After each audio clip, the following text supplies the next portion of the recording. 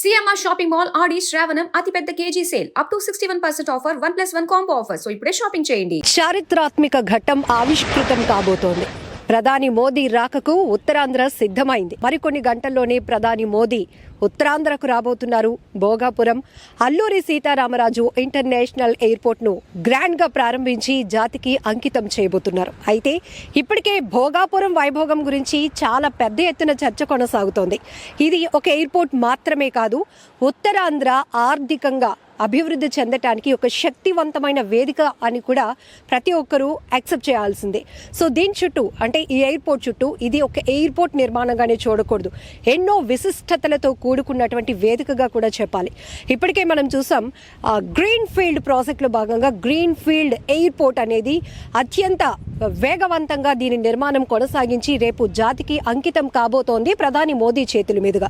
అయితే ఎకనామిక్గా ఎకోసిస్టమ్ ఎట్లా డెవలప్ కాబోతోంది, ఈ ఎయిర్పోర్ట్ చుట్టూ ఉన్నటువంటి డెవలప్మెంట్ ఏంటి, ఏ రకమైన అవకాశాలు ఉంటాయి, ఇక్కడ ఉన్నటువంటి అభివృద్ధి ఇప్పుడు కళ్ళకు కట్టినట్లు ఆవిష్కృతమవుతున్న ఫ్యూచర్లో దీన్ని బేస్ చేసుకొని చుట్టూ డెవలప్ అవ్వబోతున్నటువంటి అనేక రంగాల్లో ఏ రకమైన అవకాశాలు ఉండబోతున్నాయి. సన్రే గ్రూప్స్ అధినేత రాజాబాబు గారు మనతో పాటు ఉన్నారు. సార్తో మాట్లాడదాం. ఎందుకంటే ఇక్కడ ఎప్పుడు చూసినా ఒక చిన్న వ్యాపారం నుంచి మొదలై ఇప్పుడు ప్రముఖ వ్యాపారవేత్తగా ఆయన కొనసాగినప్పటికీ నిరంతరం ప్రకృతితో మమేకమవుతూ ఉంటారు. ప్రతి అభివృద్ధిని అదొక ఆయనకి దేవుడిచ్చిన వరమో ఏమో తెలియదు కానీ ముందే పసిగట్టేస్తారు అన్నట్టు ఇక్కడ ఫ్యూచర్లో ఒక అభివృద్ధి జరగబోతోంది, ఉత్తరాంధ్ర సంబంధించినటువంటి ముఖ చిత్రం మారబోతోంది అని వెరీ అడ్వాన్స్గా దాన్ని పసిగట్టగలిగినటువంటి వ్యక్తుల్లో రాజాబాబు గారు కూడా ఒకటి. సార్, చుట్టూ చూస్తే డెవలప్మెంట్, చుట్టూ మేమైతే ప్రకృతిని చూస్తున్నాం, మీరు మాత్రం డెవలప్మెంట్ చూస్తారు. సో ఏంటి సార్, ఏటీసీ కావచ్చు, ఏవియేషన్, ఇవన్నీ కూడా ప్రకృతితో పాటు మిగిలినవన్నీ చూస్తాం. ప్రకృతి అంటే సరిగ్గా ఫ్లైట్ ల్యాండ్ అవడం, సముద్రం మించి ల్యాండ్ అవుతుంది. మొత్తం కంప్లీట్గా green field, original green field airport ఇది. దీని తర్వాత ఇప్పుడు రేపు ఎయిర్పోర్ట్ స్టార్ట్ అయిన దగ్గర నుంచి నెక్స్ట్ వచ్చే డెవలప్మెంట్స్ ఏంటి అనుకుంటే ఎయిరో యూనివర్సిటీ వస్తుంది. ఎయిరో యూనివర్సిటీకి ఆల్రెడీ సైన్ చేశారు గవర్నమెంట్ తోటి. అది లండన్ తాలూకాళ్ళు ఎవరికో ఇచ్చినట్టుగా ఉన్నారు ఎయిరో యూనివర్సిటీ. ఇది కాక ఆస్ట్రేలియా నుంచి జేమ్స్ కుక్ అనే యూనివర్సిటీతో కూడా జిఎంఆర్ గారు సైన్ చేసినట్టుగా వార్తలు తెలుస్తున్నాయి. ఇంకొక 2-3 యూనివర్సిటీలు కూడా వచ్చేటువంటి పరిస్థితి కనబడుతుంది. అది అంతవరకు జిఎంఆర్ ఎయిరో యూనివర్సిటీ గురించి. అలా ఒక 500 ఏకర్స్లో ఎయిరో హబ్ డెవలప్ చేస్తున్నారు. ఈ ఎయిరో హబ్ కూడా మంచి కంపెనీకి ఇచ్చారు, ఇంటర్నేషనల్ కంపెనీ మెకెన్సీకి ఇచ్చారు ఆ కన్సల్టెన్సీ.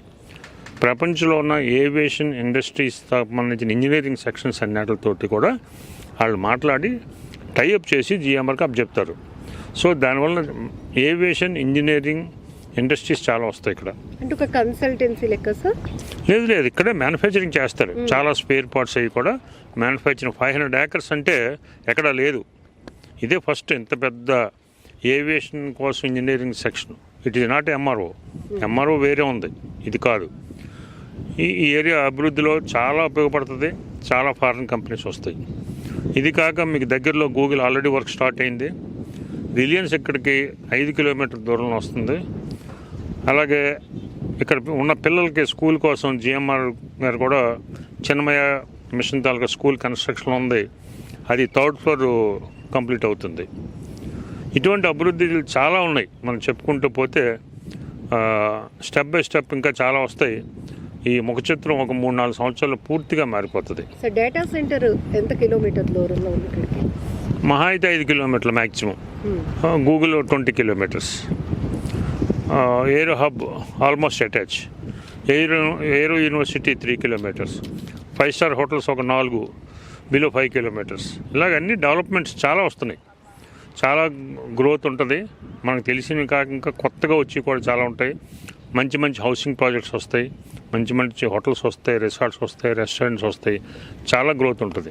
ఇది హైదరాబాద్ శంషాబాద్ ఎయిర్పోర్ట్ వచ్చిన తర్వాత కోకాపేట ముఖ చిత్రం ఎలా మారిపోయిందో, రూపాంతరం చెందిందో, ఆ రకమైన ఎక్స్పెక్టేషన్స్ భోగాపురం వైభోగం కూడా మారబోతోంది. మీరేమంటారు? ఇది సరిగ్గా సెంట్రల్ లొకేటెడ్ అండి. ఒకవైపు శ్రీకాకుళం, ఇంకొక వైపు ఏమో విజయనగరం, విశాఖపట్నం, ఈ మధ్యలో ఉంది ఇది. అందువల్ల ఇది ఫ్యూచర్లో ఇది ఒక సెంటర్ పాయింట్ అవుతుంది. దానికి కారణం ఏంటంటే బ్యూటిఫుల్ రోడ్స్ ఒక కారణం. చాలా మంచి రోడ్లు తయారవుతున్నాయి. ఇవన్నీ కంప్లీట్ అవ్వడానికి ఒక 3 years ఎంతో పడుతుంది. ఆ టైం కల్లా మిగిలిన డెవలప్మెంట్ అంతా కూడా వచ్చేస్తుంది కంప్లీట్గా. ఇది ఉత్తరాంధ్ర కనెక్టివిటీని అంటే ఉత్తరాంధ్ర బేస్డ్గా వచ్చినటువంటి ఒక డ్రీమ్ ప్రాజెక్ట్ అయినప్పటికీ అక్కడక్కడ వింటున్నాము అంటే చాలా దూరం అయింది, విశాఖకు దూరం అయిపోయింది కదా, పక్క జిల్లాలో ఉంది కదా. బట్ ఈ ఎయిర్పోర్ట్ వేదిక అనేది ఉత్తరాంధ్ర కనెక్టివిటీని ఎట్లా పెంచగలుగుతుంది? అన్ని వైపులు ఉన్న రోడ్లు కనెక్ట్ అవుతాయి. సపోజ్ అనకాపల్లి ఉంది, అనకాపల్లి నుంచి డైరెక్ట్గా నేషనల్ హైవేలో వస్తారు, విజయనగరం వాళ్ళు 20 నిమిషాలు వస్తారు. కోస్టల్ కారిడార్ వచ్చేటువంటి వరకు కూడా విశాఖపట్నం వాస్తవులకి కొద్దిగా ఇబ్బంది ఉంటుంది. కోస్టల్ కారిడార్ ఒక 3 yearsలో వస్తుంది. ప్రస్తుతానికైతే గంభీరం నుంచి ఇచ్చారు రోడ్. అది 1 గంట 5 నిమిషాలు, 1 గంట 10 నిమిషాల్లో సిటీ నుంచి రావడానికి అవకాశం ఉంది. ఇవి వచ్చిన తర్వాత అన్ని రోడ్లు కూడా భోగాపురం సెంటర్ చేసి దృష్టిలో పెట్టుకుని ఈ రోడ్లన్నీ డెవలప్ చేయడం జరిగింది. సో మంచి గ్రోత్ ఉంటుంది. సార్ ఒక్కసారి మనం ఎయిర్పోర్ట్ కి వెస్ట్ లో ఉన్నాం. అవును, ఎయిర్పోర్ట్ కి వెస్ట్ లో ఉన్నాం మనం. ఇక్కడ నుంచి మనకి ఏమేమి కవర్ చేస్తున్నాం సార్? జస్ట్ మీరు చూస్తే ఏటీసీ టవర్ రైట్ సైడ్ ఉంది. ఏటీసీ టవర్ అది చాలా బ్యూటిఫుల్గా డిజైన్ చేశారు. ఇండియాలో ఇంత అందమైన ఏటీసీ టవర్ ఎక్కడా లేదు చూడండి కావాలంటేనే. ఇది కంప్లీట్గా ఆ ముగ్గులు డిజైన్ తోటి వచ్చింది. అలాగే కనబడుతున్న ఎయిర్పోర్టు సెంటర్లో ఉంది కదా, అది కూడా లోపల కూడా కంప్లీట్ ముగ్గులు, ఆంధ్ర తాలూకా కళలన్నీ కూడా, కల్చరు కళలు అన్నీ కూడా అందులో మమేకం ఇలా తయారు చేశారు. లోపల కూడా ఏటుకొప్పాక లేకపోతే గిరిజన కాఫీ లోపల అంతా కూడా ఆంధ్రప్రదేశ్ సంబంధించిన కళలన్నీ కూడా అందులో ఉట్టుపడేలాగా డిజైన్ చేయడం జరిగింది. ఇది సార్ ఇప్పుడు ఫ్లయింగ్ ఫిష్ ఆకారంలో డిజైన్ గురించి కూడా చాలా బాగా చర్చ జరుగుతోంది. ఏంటి ఈ కాన్సెప్ట్? న్యూ ఇన్నోవేటివ్గా ఉంది.